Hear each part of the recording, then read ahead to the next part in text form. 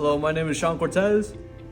Hi, my name is Gabriel Silverberg. My name is Matthew Tran. A composite is made of two or more materials. Each materials are different, especially when it comes to their physical and chemical properties. So a problem that people face when selecting material is both in terms of strength and in terms of being lightweight. Composites solve both of these problems, being able to be extremely strong while also being really lightweight. Okay, so this is one of the samples that we are using in our project. As you can see, inside of it has Kevlar fibers, which are the reinforcement for the bar.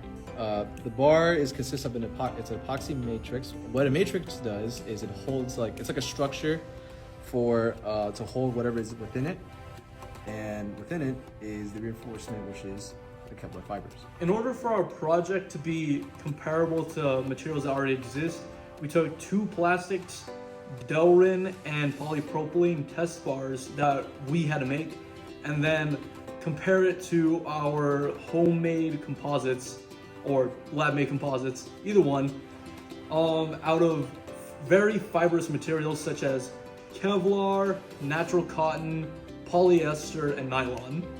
All right, so here you can see that we have our Kevlar and our cotton. Both were shortened down so that way it can be easier for us to take measurements and then also just keep it simple to keep track of it, because some of them had similar names and used same materials, so we had to keep track of it in a simpler way like this. So first three are Kevlar and second three are cotton. And as you can see right here, or at least for Kevlar, this is one of the only ones that stays mostly uniform. We'll get into that in a little bit, but for now we'll just talk about yield strength, which is the highest amount of pressure or load that the test bar was able to handle. So on average for Kevlar, we had an average yield strength of 9,000 psi, and for cotton, an average of 2,000 psi. And then before we go any further, we did use nylon twice. So as you can see here, nylon C is our nylon cross section, to which we made different patterns like this. So you can imagine it as like one layer going from top to bottom, another layer right above that going from side to side, and then again the top layer was from top to bottom. So for NC, it is our nylon cross, just like how I demonstrated, and that one came out to an average of around 3,000 psi, and our polyester came out to a similar. And then for our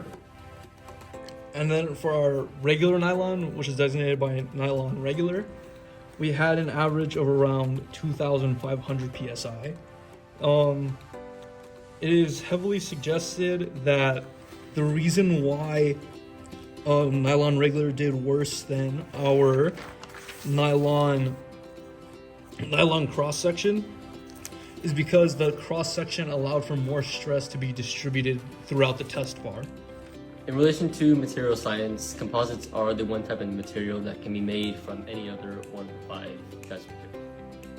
So the reason why our project is developing composites and how it relates to MSET or material science is that our job as future material scientists is to find new ways to make new materials, as well as be able to make new material processes and study the property of materials. Like take this piece of plastic for example. You can find out the properties of this particular plastic, like it's very, very malleable. Ductile would be like if you're able to like make it stretch out very thin, and then that'll be able to act as like an elastomer and then come back, which is like rubber bands or rubber in general. And then we can take those properties and make something new, such as like another composite, whereas like say our matrix would be epoxy or another form of plastic, right? And then our reinforcement would be say like a metal, a glass, a rubber, or something of that nature. So that way we can try and find a new way to both increase strength and then also keep the material lightweight. So now you might be asking, where do we go from here, especially with the knowledge that we gained from our tests and from our analysis? Well, I would say continue to develop these composites, especially in terms of Kevlar, since it had like a really high yield strength, especially when compared to our Delrin. Very similar, but I do believe that if it were properly embedded inside of our epoxy, it could be much stronger, especially if it's also more densely packed. We still have a lot of room, not also just for fibers, but also like for even say metals, just like this. I will say though, it would be a lot harder to embed metals into our epoxy in terms of like very fibrous like. I wouldn't say fibrous because like it would have to be very thin, but still something like this would be amazing in terms of material science, because like we'd be able to develop so much just from like say 5 materials, and then we could compose a new like super material from this. All right, thank you for listening to us rant about our composites. I do really want to say thank you to some of our teachers that we have here at Bosco Tech, Mr. Campa, Mr. Waters, and then also some of our friends from ACE, Naeem and Alex Chavez. They helped us out a lot, especially when it came to getting the right molds for the project. I cannot thank them enough, and I really want to send my regards out to them. Thank you guys again. I hope you guys have a great day.